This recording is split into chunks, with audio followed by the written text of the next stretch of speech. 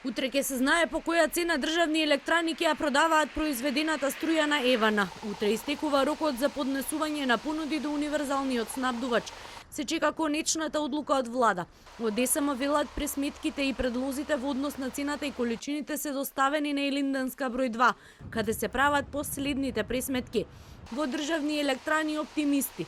И за граѓаните и малите потрошувачи ќе бидат покриени 100% од потребите.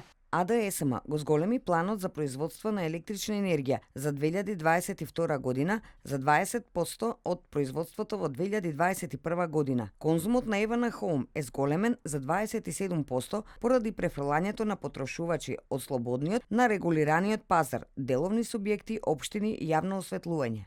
Оптимисти и од владата. Државни електрани ќе произведат доволно количини струја ќе има за цела зима.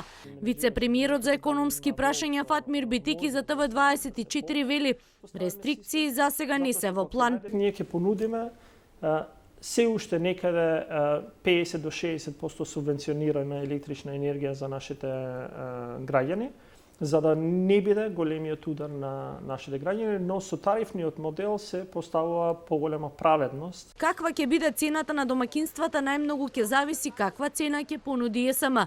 За сега ниту надлежните, ниту експертите не сакаат да шпекулираат со бројки.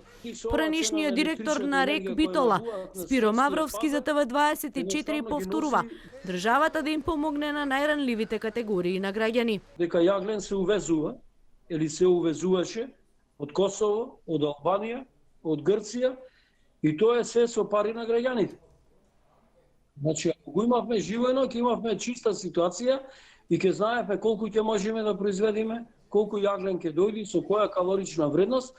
Сега и тоа што се купува, не знаеме ни каква калорична вредност, ни колку може тоа да покрие. Предходно МЕПС од регулаторна побара зголемување на преносната тарифа за 68%, а само електродистрибуција, како што соопшти првиот човек на регулаторна, барала 80% зголемување на цената за својата услуга. Се поизвестно е дека граѓаните ги очекува ново поскапување на струјата, а со новата цена доаѓа и новиот тарифник на кој натаму се работи.